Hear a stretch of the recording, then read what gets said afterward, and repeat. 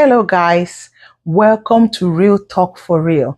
I'm your host, Habiba, aka Nwunyodogu, aka Fine Girl, aka No Nonsense, aka Boozbas, aka Ice Queen, aka The Show Must Go On, aka God's First Child. How are you guys doing?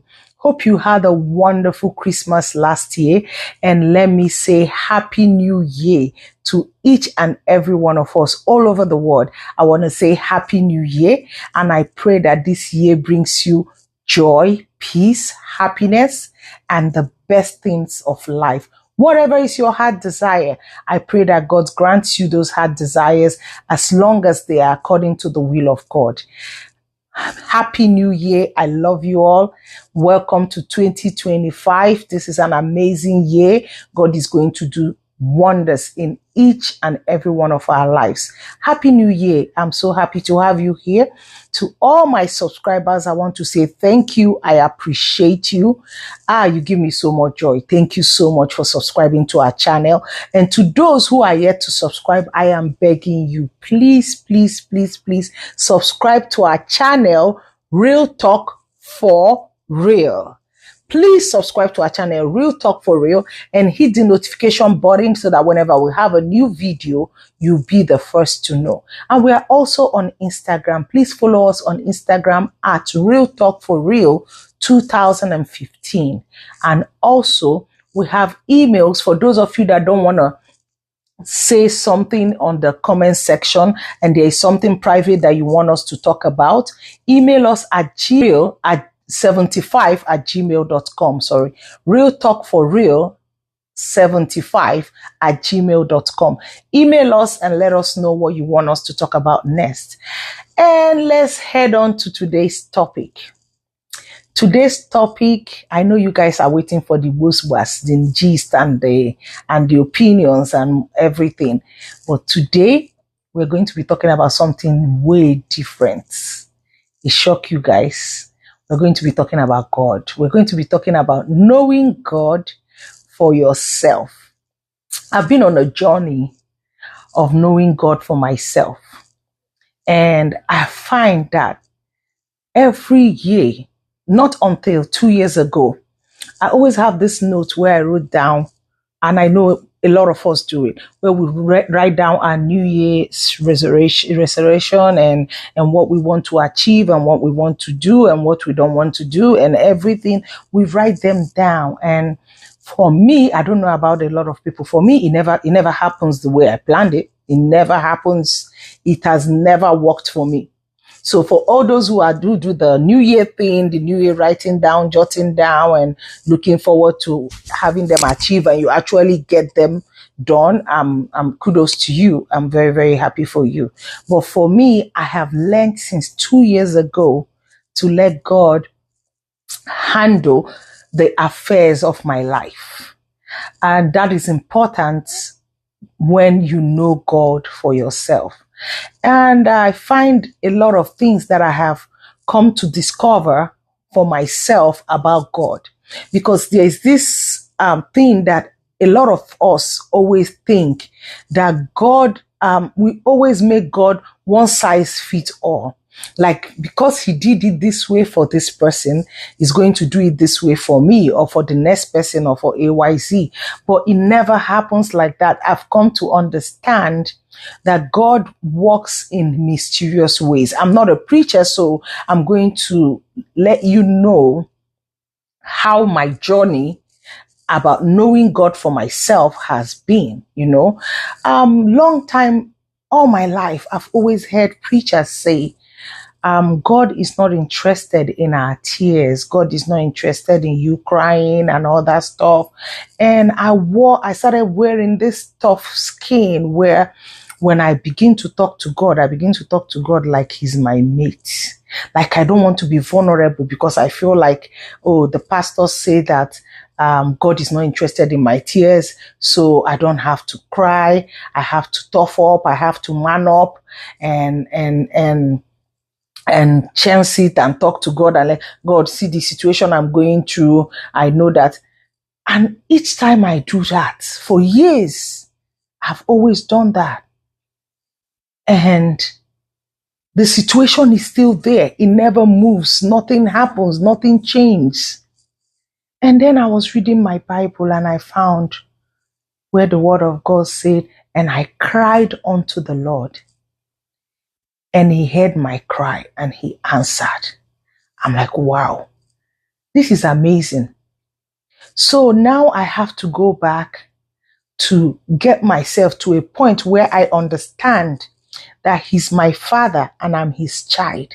And if I can cry to my real life father and he has a change of heart and does something for me, so how much more the God that created my father and created me, why can't I be vulnerable? So I started to go on my knees and cry out to God. There have been times where I have situations where I don't even know what to do. I can't even pray. I'm sure some of us have been in that situation where you can't even pray. You want to pray, but the situation is just occupying your mind. There's nothing that comes out of your mouth than tears running out of your eyes. I found that in that moment, I just lay down and I just worship and be vulnerable and cry to God. My sisters and brothers, if I tell you that he almost works like magic, that situation not only gets solved, it gets even better. So what I'm going to say is, join me on this journey on getting to know God for yourself. Be vulnerable. If you feel like crying, cry to God. It's okay to cry. It's okay to cry. You see all those lies that God is not interested in your tears. Let's not put God in a box. God is interested in your vulnerability. He's interested in whatever it is that you want to say to him. You see that word, call on me in times of trouble and I will answer. He literally takes it seriously. You see that word, ask of me and I will give you the hidden for thy inheritance and the uttermost part of the earth for thy possession. Yeah? God carried that matter like gala. You know, his word never returned to him void. It must accomplish what it was sent out for.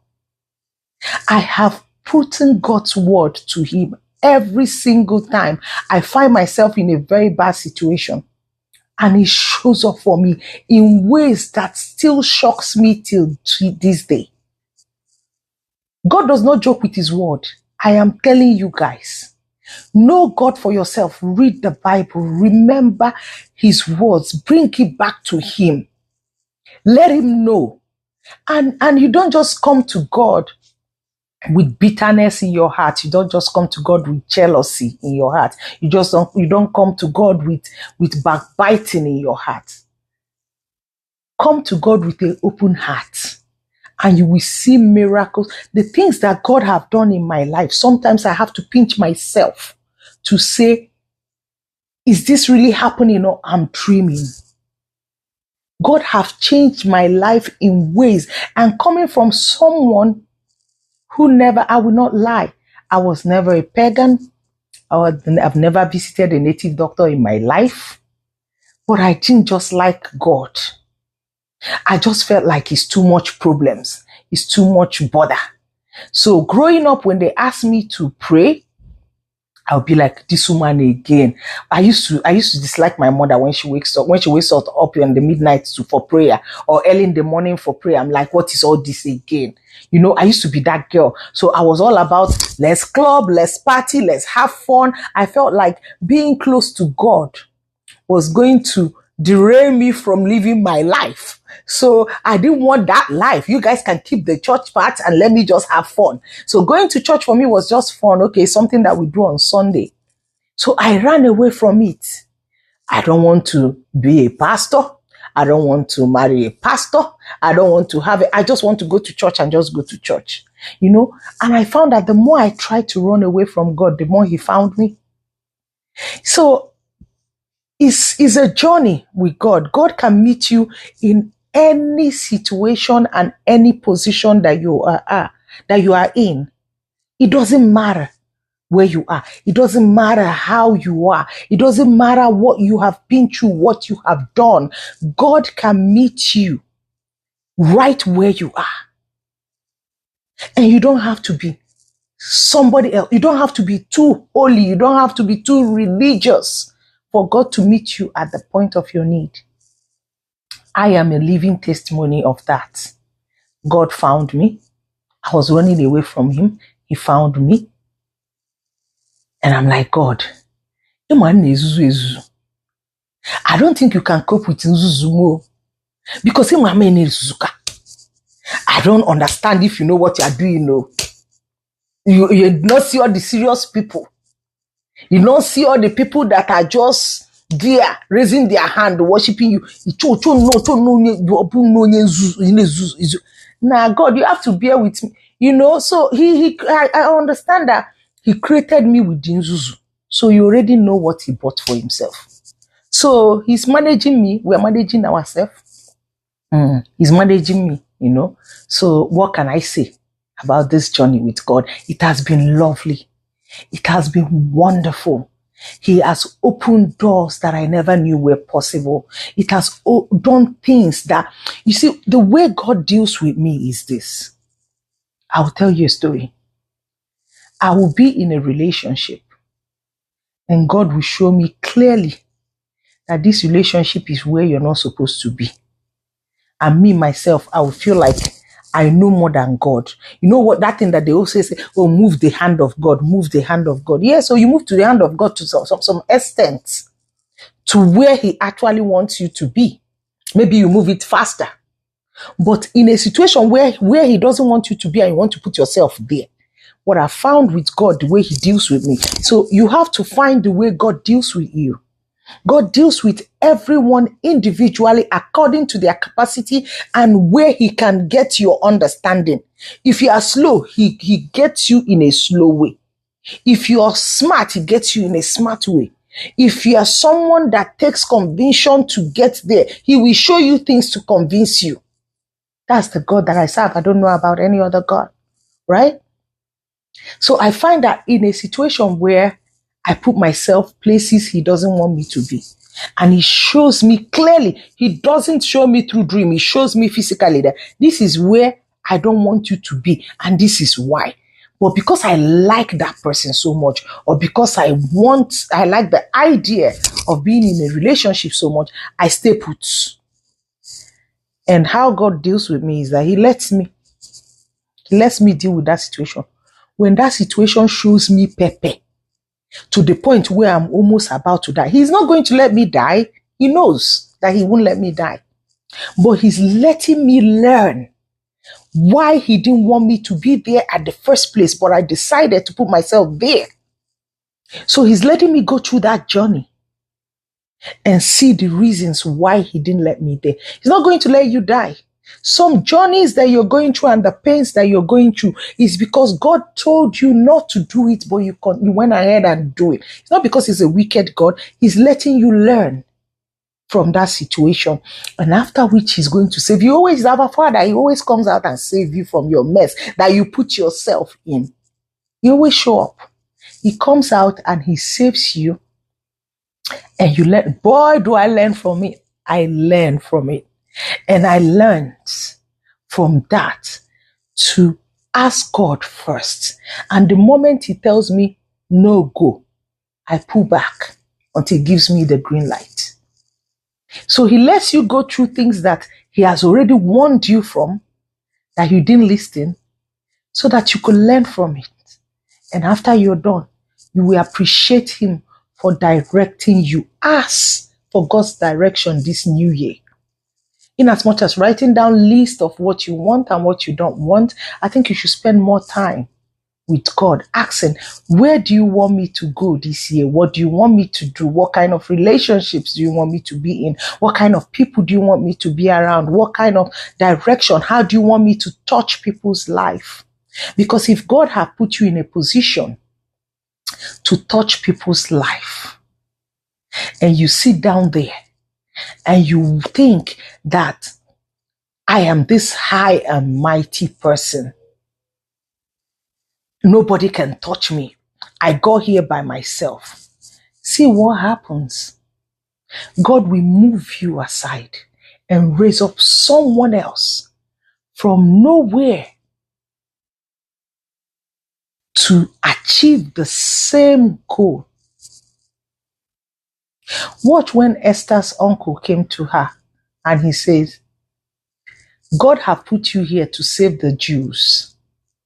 But if you decide not to use your position to save the Jews, God will raise someone else from another tribe, from another place to still fulfill that purpose, because God can never lie. So if you're in a position where God have kept you to touch lives, to change lives, to make a change, and you're not doing it, it's just a matter of time. It's going to move you and put the right person on seat to do the job. Because God can never lie, and his word can never return to him void. It must accomplish what it was sent out for. That's the word of God. And in my journey with God, I've also learned to be patient. God is not a magician. Sometimes we make God a magician. We want it right now. Miracle now. Fire. Come. Money. Flow down. Money. Rise down. Let somebody hit my account with $20,000. God is not a magician. When you ask God for something, you have to learn to be patient. Sometimes patience is the hardest part. I am a living testimony of that. Being patient. Because sometimes it may take you 2 years, 3 years, 4 years before he will answer. But one thing I know in my journey with God is that when he answers, he doubles those years that you waited. And you don't even remember those years. Those years never comes to your mind again. That's the God that I serve. I'm still on a journey. I'm still learning him every single day. One thing I've noticed with him is whenever it's very, very obvious that this is where I feel in my own human power that I'm going to get this thing done. And that is the only way I know in my own knowledge and understanding that this is where I'm going to get this thing done. God has always humbled me in this manner. He goes and hardens the heart of this person that I thought maybe is my Alpha and Omega. Because God is a jealous God. He knew that if that person does it for me the way I'm going about, that person will take the glory. Every time I open my mouth, I'll be like, Chinasa, Gorom helped me do this, help me do that. So what he does is I will go there and I will be disappointed. And out of nowhere, that situation will be solved so that God will take the glory alone. Every single thing I have achieved in my life has never been attributed to any man but God. He does it in such a way that I cannot even lie. I cannot even come and say, they did it, they did that, they did this, they did this, they did this. He always comes to me and performs miracles in ways that is mind-blowing. I've never seen this kind of God before. I fall in love with him every single day of my life. When I call him, he answers. When I cry, he even answers faster. I feel like I'm even using my tears now to blackmail God, though. Because sometimes now, when I already like this, if he reaches, I'll be like, no, this night. I used to now arrange my cry. And I know he sees it. And he indulges me. Because he's that kind of God. Sometimes he gets petty with you too. Yes, he is. He's a wonderful God. He's a wonderful Father. He's a protector, a defender. I have been in situations where God fought for me in ways I never knew were possible. He fought battles for me that sometimes when I look back, it brings tears to my eyes. I would have been dead long time ago. I went through depression. I went through almost mental breakdown. I went through anxiety. I walk out on the street. I feel like I'm going to die. I wake up. I feel like my mind is going 20 places at the same time. It feels like I'm going to die. They say, see a doctor. I saw a specialist. They gave me medications. I took those medications and I came. So never you think that just because you're going through those things, you can handle it on your own. There are people that God have kept on earth. There are doctors, there are psychologists that are good also in what they do. You meet them first and then you let God do the rest. So I went in, I saw a doctor. I came home. They gave me some medications for anxiety. I had very bad anxiety. And guess what happened? Just one day, I was in the kitchen cooking and I heard a voice that said, I have not given you the spirit of fear, but the spirit of peace and of sound mind. And I pondered into it. I pondered about it. I'm like, does it mean I should stop my medication? Does it mean that, okay, well, I know you've not given me the spirit of fear. That's true. That's true. But okay, can I still take my medication and still be believing you for miracle? I did that for a while, and then when my faith was stronger, I let go of the medication. And I'm sitting here telling you that I am free of anxiety. I'm free from depression. I am free from whatever that was causing me those pains and those moments where I felt like something was going to go wrong. God took care of it.